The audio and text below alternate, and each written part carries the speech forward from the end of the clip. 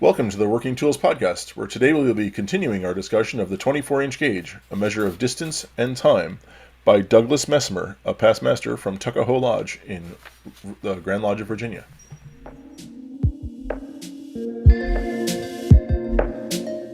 Ladies and gentlemen, brethren all, welcome to the Working Tools Podcast, a casual conversation around Freemasonry. First, it's important to note that our thoughts and opinions are our own and do not reflect those of our Grand Lodge or respective craft or concordant bodies. Please connect with us and ask questions via our website at theworkingtoolspodcast.com.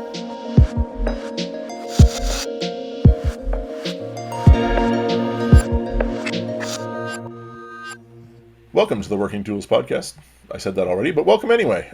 My name is Matthew Appel, and I'm a Mason and a member of Mill Creek Lodge number 243 here in Montlake Terrace, Washington.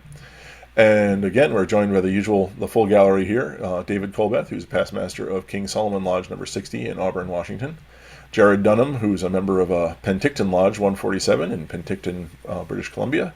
And Stephen Chung, member of Prince Charles Lodge 153 in Kelowna, British Columbia.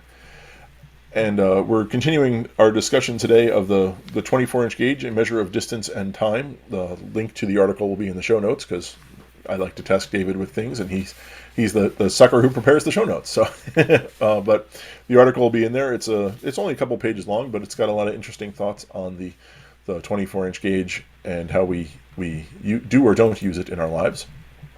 And Jarrod, and in the conversation we were having before we actually started the episode, said he was hot to talk about some things. Apparently there's a lot of red ink on his copy of the article. So I will punt it to him and run the other direction. So what have you got, sir?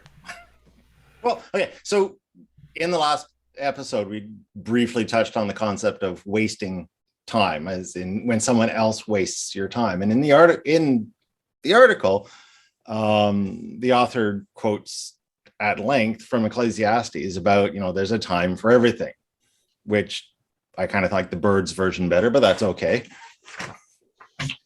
But it's time for peace. I swear it's not too late. That's right. But it's because he points out that it says nowhere in the wise counsel of prophet or patriot, preacher or teacher is there a time set aside to waste time. And I kind of took umbrage with that because I'm like, well, what is wasted time? Yes, there's a time for everything. There's also a time for doing nothing. I believe we've talked about it in the past about self-care and doing things for ourselves. And I always wonder it's like that old, one person's concept of wasting time could be someone else's downtime. I have a friend who runs a business here in the Valley, and he goes home at night and plays video games to unwind. Now, as far as I'm concerned, that would be a waste of time for me. I don't enjoy video games the way he does. But then he also considers the amount of time I spend reading to be a waste of time. So I always wonder, how do we define wasted time, and are we actually wasting it? Well, go ahead, David. In Ecclesiastes, it says there's a time to pick up stones and a time to, what does it say? Gather stones and throw away stones. That's a waste of time, if you ask me.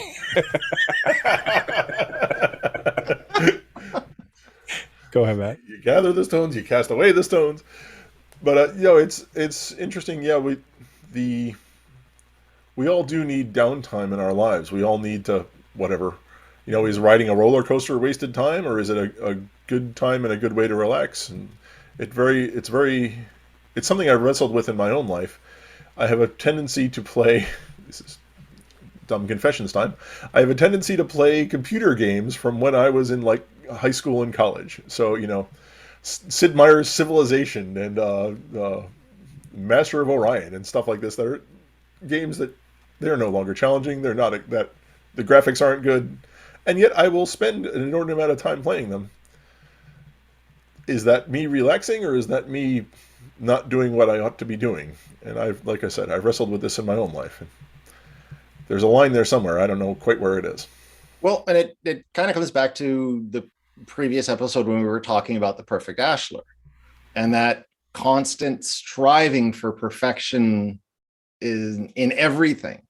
And so, I think this comes into this concept of time, in that if we're not, and it's something that is in North American society is a big issue, in that if we're not constantly producing, are we wasting time? I was reading an autobiography this morning, and the author, she was talking about a job that she had where, in order to get, her computer wasn't working, but in order to get the IT department to fix it, she had to fill out a form that she could only fill out if she had her computer. And this is because in the organization that she was working, is that they track these metrics to make sure that their employees aren't wasting time. But it's a useless metric if you can't get what you need done because, as she says, she literally could see the IT department from across her desk. She walked over to them, said, "My computer's not working." And they said, "Fill out the form." "I can't, my computer's not working." "Fill out the form." It's like, so like, once again, this is it. There's a colossal waste of time, because it wouldn't really be that hard for someone to just go over and look at it. But like, with so much focus put on being productive, sometimes I think there is time to waste in a good way. I don't know. It's it says there is a time for everything, right? To everything there is a season, and a time to every purpose. Relaxation is a purpose. It's not a season, I suppose. Maybe, I don't know, but it's certainly something that's worth doing. You got to sharpen the saw, as the well. And now, that is it a waste of time to play those video games is a very good question.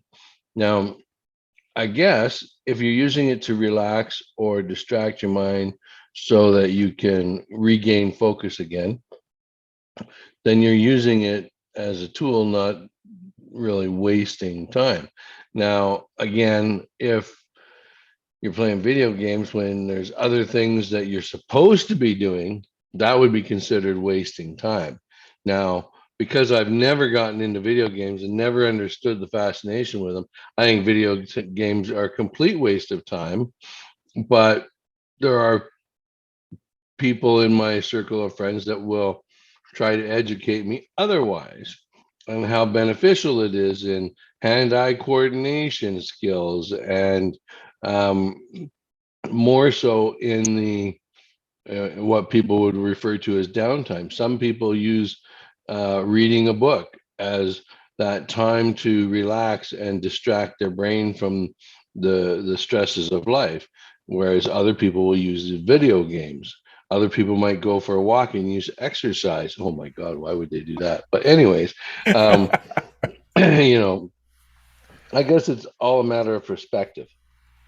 Yep, and if you're really into lawn care, if your lawn is 99% beautiful and you're constantly pursuing that last 1%, is that a waste of time? It's productive, but it's not. Is it helpful? I'm not sure where that line is. It's actually, yeah. Like I said, it's something I've wrestled with myself. I'll leave it at that. As long as there's no stones in that yard, then you're. Well, and it's important to make sure that every blade of grass is cut to the same height. You got to hold it up and snip it off and hold the next one up. Oh, there we go, about that perfectionism again. Yep, exactly. Well, it does say that there's a time to dance, and that's when Ecclesiastes was written, there weren't Medal of Honor, and there wasn't civilization, and there wasn't grass to mow, and there wasn't other things to do, and so my guess is that dancing would probably be what we might consider our waste of time, air quotes, maybe. Although, again, it depends if you're if you watch movies. Dancing had when he quoted that line, dancing had a different purpose. It was to bring joy and to a social event too, which I think in some cases video games are a social event for those that when you do group things, and like the one you're playing, Matt, I think is I don't know that much about civilization necessarily, but I do know some of those games force you to think about processes and what's going to happen next, and you have to. So it's kind of like chess. It's kind of like playing chess. Yeah, that's it. Yeah, it's to go back to what I said at the last episode, I wrote a brief article once about the 24-inch gauge, and one of the things in my article about the 24-inch gauge, one of the things that I noted was that it's a working tool of an apprentice mason, and the other working tool of an apprentice mason is the common gavel, which is you're supposed to use to remove the vices and superfluities, and these two things go hand in hand. You're looking at, you have the 24-inch gauge gives you at least a, even if it's an impractical standard to hold yourself against, you have to choose what your standard is, I suppose, because again, the 888 thing's a bit impractical. But so you have the standard that you've developed, and by the way, here's the other tool, because you got to bang some of this other stuff out to divest yourself of these vices to try to meet your own standard. Well, yeah, I agree. Well, and then in this article, he refers to Albert Pike having made himself a learned scholar by constant use of his spare time. Now, this man really knew what the 24-inch gauge really meant, and how profound a symbol it really is. It makes you stop and think soberly, I might add, when you apply the Masonic rule to determine just how long we really have. So it's in there, he's referring it more like a clock use in that point of, how much time have I spent? How much time do I have left? Is where I'm thinking they were going with that. So is spare time waste of time if you don't use it to advance yourself? I think, as I mentioned earlier in the other show, I think that it gives us not only a gauge of how much time to spend on something, but also what to spend it on. And so I think you almost could look at the 24-inch gauge being divided into 3 equal parts, how we describe it anyway, in Washington and other states, kind of like we talk about our 3 degrees as well. You have the young life is the first part, middle life has the second part, and the third part is the aged. And so kind of like our 3 degrees, first degree is kind of supposed to be representative of a man in, not nonage necessarily, but a new man coming into the world. And then the fellow craft degree is the time of labor, essentially. And then the third part is really more about immortality. Right? Maybe? Matt's got a quizzitive look. I don't know if, I wouldn't say immortality. Well, the idea of that we are immortal, where there's that life comes to an end. What do you mean? So our mortality. Mortality, sorry, not immortality. Mortality, I'm sorry. I agree. Yeah. Mortality. And have you guys seen those new AARP commercials where they talk about, people will spend half of their lives over the age of 50? And I'm like, wait, by my math, that means I'm going to live to 100? Woohoo! Those ads are targeted, Jarrod. I know, the target age. I'm staring down the barrel of that target age. I know the feeling. I was at Costco the other day, and I almost bought the 300 vitamin jar that has the over 50 man vitamins, because I'm going to be, by the time I finish the jar, I'll be over 50. So do I. Yeah, they're a good thing. Start taking them early. And if you're 50, to be honest with you, go get the shingle shot if you haven't got it yet, bro.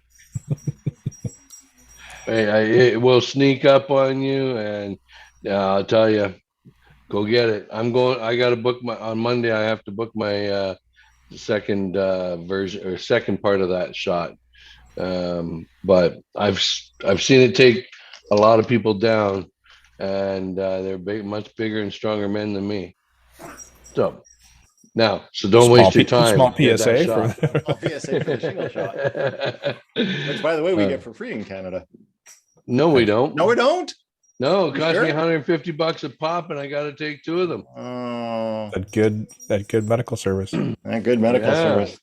So right? I've got to say, so we're totally off topic now, so I'll go even further. Okay. I went to a Sounders game years ago, and they were playing the Whitecaps, and the visitors section of the Whitecaps was all sort of sit in the same section of the field or in the stands. And one of the Sounders players was injured, and he was flopping around on the ground. And the chant goes up from the visitors section of, "We have health care. We have healthcare. It was hysterical. It was the best chance of harassment that I've heard in quite some time. Well, we have healthcare, but not free medication. No. So back to the topic. Back Anybody have anything to to say the about topic of the 24-inch gauge and Speaking of wasting time. Well, no, but okay, going back to We're wasting a lot of people's time right now. I know that personally myself, as my birthday's on Tuesday and I'm going to be 49, I'm starting to look at, when I was growing up in the 80s in Canada, there were ads for retirement that were always, freedom 55, retire at 55. And I'm like, wow, that would have been 6 years from now. And I start looking at, the rest of my, I'm entering the second half or the final stages or however you want to call it. And you start thinking, my oldest daughter is moved out and I think permanently now at university. I don't think she's coming back over the summer. My youngest is got 2 more years of high school before she goes off to university. And I'm like, what am I going to do with my time? Oh, by then your first one will be finished university and coming home, figure out what she's going to do with the rest of her life. Oh, she won't be finished at that point because she's still got to go on and get her. She's got to go on and get her post. I forget what she's doing. I can't remember if it's doctor or post-medic nursing or something, whatever. But yeah, but you start thinking about, and I know we discussed legacy in the last episode. I'm not sure so much that it's legacy that I'm looking for, but I'm like, I'm coming into that stage of my life where I can sort of finally focus on things I want to do. And how do I that means we'll see you traveling more up this way come now that we're opening back up. Not at $1.06, not at $1.79.9 a liter, I ain't. Oh, but you'll carpool, right? No. Lots of guys. You have lots of guys down there with more money than you. They'll pay for the gas. $1.79, it's like $5 a gallon here. Yeah. But it, once again, taking into this account of this 24-inch gauge and measuring our time, what do I want? I started thinking about what do I want to do with the, I run my own business. Do I want to retire at 65? Do I need to retire at 65? And so I think that's sort of part of what the lecture is also teaching us, is that to look to the future and figure out sort of, we're youngish when we usually join Masonry, and how do we want to apportion the years that we have left so that, they're productive, we enjoy them, and we're not stuck on a ventilator or something. Well, I did want to retire at 40, but apparently my first wife thought I'd need to work till I was 65. Well, it struck me talking about deciding what you want to do in your next stage, so to speak. What struck me was the limited number of summers that we have with the girls over the next 10 years. My daughters are younger as well. And so we thought, and potentially summers that we have that have ability to travel. So we thought, gosh, if we wanted to go, so I had everybody write down, each of us write down where are the top 10 places we want to go in the world potentially. And then I combined them all and figured out kind of a top 10 list where we want to go. But that's in the next 10 years. Even if we went to all of them, I think they ended up being more like 15, but 10 to 15 years potentially if we went every year. And then COVID happened, of course, and that threw a whole wrench into things. But if you think about being 50-ish, that's 60. If you could start now, it's 65 or 70. And then you probably can't or may not want to travel at that age. Or at least maybe not as much. I mean, I'm sure some people travel later into the time, but so yeah, deciding what you want to spend your time on is important as well. Right. I'm going to quote Albert Pike at Jarrod because I know he loves him. The only Albert Pike quote I know is, what is it? What we do for ourselves dies with us. What we do for others in the world remains and is immortal, something along those lines. But yep, the Pikeism. Yeah, exactly. It's the one Albert Pike thing I know. So there you go. Well, the other thing that struck me in there was that without time, nothing's ever finished. So not only do we need to have the time again to tell us what to do and what to do and how much time to spend on it. Without that measure, you just would kind of continue on, maybe wasting time, I guess, wasting each other's time, wasting time to do stuff. But you need to have a time of sorts to measure, so that you know that you're finished with whatever you're working on. Because time ran out? I don't know that it's run out, but it's so that you can know that you need to move on to the next thing, maybe. Deadlines are a wonderful thing. My entire business is based on deadlines. Mm-hmm. And it's amazing too, if you're going on vacation, talking about deadlines, if you're going on vacation, you magically get way more done in the last day or two just before you have to leave. Usually you work 2 to 3 times as fast or hard to be able to go enjoy yourself. And then when you get back, you have lots of piled up when you get back. So is it really a vacation? Which isn't so bad when you're self-employed, but when you're employed, then your boss really knows how productive you can be. Yeah. With your time. Speaking of time, yes. Were there any other red highlights in that you wanted to make sure you covered, Jarrod? No, I think we pretty much covered everything that I wanted to make sure I wasn't muted. Yeah, that I wanted to talk about. Basically, was that would no, we don't automatically mute you, Jarrod. It's okay. No, I automatically mute myself. I'm very good at that. No, but I guess the thing is that the one takeaway from this, and in any discussion of the 24-inch gauge, is that we need to be more conscious of time and less afraid of it. We just, like David said, when you're on vacation, you become conscious of, when you first get, if you're away for a week, the first couple of days, you're really relaxing and enjoying things. And then you suddenly are aware of when your vacation is going to end, and you become more conscious of the things that you wanted to get done while you were doing that, or while you were away. So yeah, that's and. I had an interesting conversation with one of our brothers who's retired in the last, I think it was a few years ago. He's retired now. And he said, but, COVID really has thrown off his whole concept of time, because pre-COVID, he knew that on the second Monday, he'd be at a meeting with Prince Charles. So he had an idea of what day of the week it was.